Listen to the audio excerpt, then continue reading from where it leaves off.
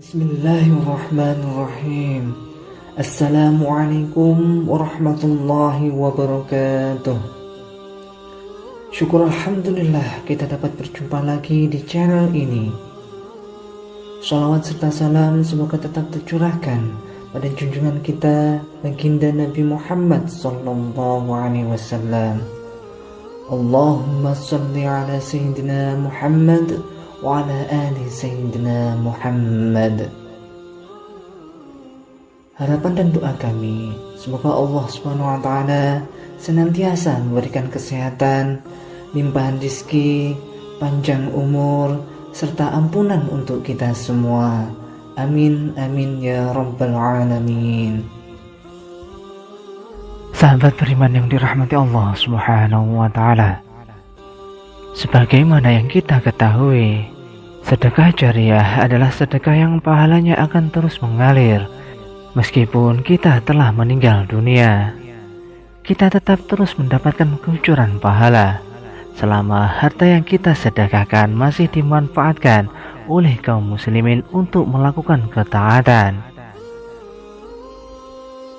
Sebagaimana sabda Rasulullah SAW dari Abu Hurairah radhiyallahu anhu, bahwa Rasulullah SAW bersabda, "Idza mata ibnu Adam qata'a 'amaluhu illa min salasin, shadaqatin jariyah, aw 'ilmin yanfa'u bih, aw waladin shalihin yad'u lah." Apabila anak Adam telah meninggal dunia, maka terputuslah amalannya kecuali 3 perkara, yaitu sedekah jariah atau sedekah yang pahalanya terus mengalir. Yang kedua, ilmu yang bermanfaat atau anak yang soleh yang selalu mendoakannya. Hadis riwayat Imam Muslim. Sebagai orang beriman yang sadar akan pentingnya bekal amal di akhirat kelak, tentu kita sangat berharap bisa mendapatkan amal semacam ini. Allah tetap memberikan kucuran pahala karena amal kita di masa silam. Ketahuilah sahabat, di samping ada pahala jariah, dalam agama Islam juga ada dosa sifatnya sama, yaitu dosa jariah. Dosa jariah yaitu dosa yang tetap mengalir sekalipun orangnya telah meninggal dunia. Dosa yang akan tetap ditimpakan kepada pelakunya sekalipun dia tidak lagi mengerjakan perbuatan tersebut. Betapa menyedihkannya orang seperti ini di saat semua orang membutuhkan pahala di alam barzah. Dia justru mendapatkan kucuran dosa dan dosa. Kita dapat bayangkan penyesalan yang akan dialami orang yang memiliki dosa seperti ini. Oleh sebab itu, harus kita pahami bahwa Allah catat dari kehidupan kita tidak hanya aktivitas dan amal yang kita lakukan, namun juga dampak dan pengaruh dari aktivitas dan amalan tersebut. Sebagaimana firman Allah Subhanahu wa taala dalam surat Yasin ayat 12, "Sesungguhnya kami menghidupkan orang-orang mati dan kami menuliskan apa yang telah mereka kerjakan dan bekas-bekas yang mereka tinggalkan, dan segala sesuatu kami kumpulkan dalam kitab induk yang nyata." Lauhul Mahfuz, Quran surat Yasin ayat 12. Orang-orang yang melakukan amal dan aktivitas yang baik, maka Allah catat amal itu dengan dampak yang baik.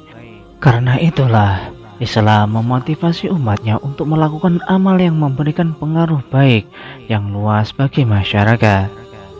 Sebaliknya, orang yang melakukan amal buruk atau perbuatan maksiat, dia akan mendapatkan dosa dari perbuatan yang dia lakukan, ditambah dampak buruk yang ditimbulkan dari kejahatan yang dia kerjakan.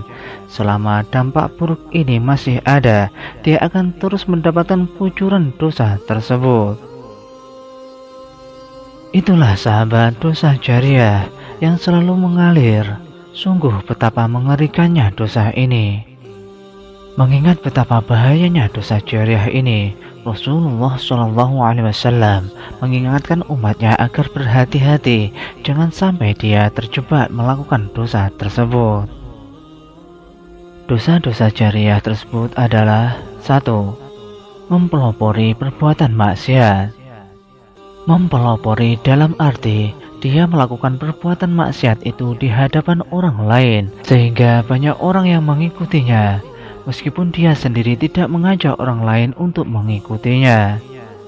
Sebagaimana sabda Rasulullah Shallallahu Alaihi Wasallam, siapa yang melopori suatu kebiasaan yang buruk dalam Islam, maka dia mendapatkan dosa keburukan itu, dan dosa setiap orang yang melakukan keburukan itu karena ulahnya, tanpa dikurangi sedikit pun dosa mereka. Hadis riwayat Imam Muslim. Kita dapat bayangkan, orang yang pertama kali mendesain rok mini, kemudian dia sebarkan melalui internet, lalu ditiru oleh orang banyak. Sekalipun dia tidak mengajak khalayak untuk memakai rok mini, namun mengingat dia yang mempeloporinya, dia akan mendapatkan kucuran dosa semua orang yang menirunya tanpa dikurangi sedikit pun. Termasuk juga para wanita yang membuka aurat di tempat umum sehingga memancing lawan jenis untuk menikmatinya, maka dia mendapatkan dosa membuka aurat plus dosa setiap pandangan mata lelaki yang menikmatinya, meskipun dia tidak mengajak para lelaki untuk memandangnya. Yang kedua, mengajak melakukan kesesatan dan maksiat. Jika seseorang mengajak masyarakat untuk berbuat maksiat, meskipun bisa jadi dia sendiri tidak melakukan maksiat tersebut, merekalah para juru dakwah kesesatan, atau mereka yang mempropagandakan kemaksiatan.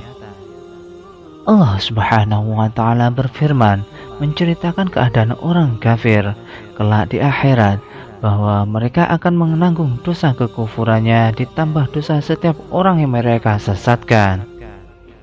Sebagaimana Quran surat An-Nahl ayat 25, mereka akan memikul dosa-dosanya dengan penuh pada hari kiamat, dan berikut dosa-dosa orang yang mereka sesatkan yang tidak mengetahui sedikit pun bahwa mereka disesatkan.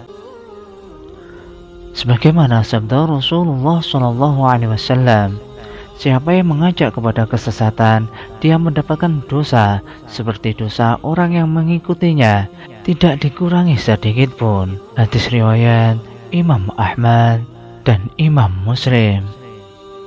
Kita bisa perhatikan para propagandis yang menyebarkan aliran sesat, menyebarkan pemikiran menyimpang, menyerukan masyarakat untuk menyamarkan kesyirikan dan bid'ah, menyerukan masyarakat untuk memusuhi dakwah tauhid dan sunnah. Merekalah contoh yang paling mudah terkait hadis di atas. Sepanjang masih ada manusia yang mengikuti mereka, pelopor kemaksiatan dan penghasung pemikiran menyimpang, selama itu pula orang ini turut mendapatkan limpahan dosa, sekalipun dia sudah terkubur dalam tanah. Merekalah para pemilik dosa jariah.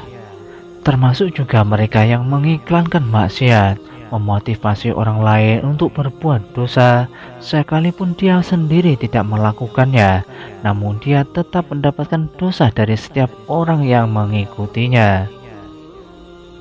Sahabat beriman yang dirahmati Allah Subhanahu wa Ta'ala, demikianlah beberapa dosa jariah yang dapat kami sampaikan. Semoga Allah Subhanahu wa Ta'ala memudahkan kita untuk melakukan amalan jariah dan menjauhkan kita dari dosa-dosa jariah. Amin, amin ya rabbal alamin. Demikianlah sahabat yang dapat kami sampaikan. Semoga dapat bermanfaat untuk kita semua. Wallahu a'lam bishawab. Wassalamualaikum warahmatullahi wabarakatuh.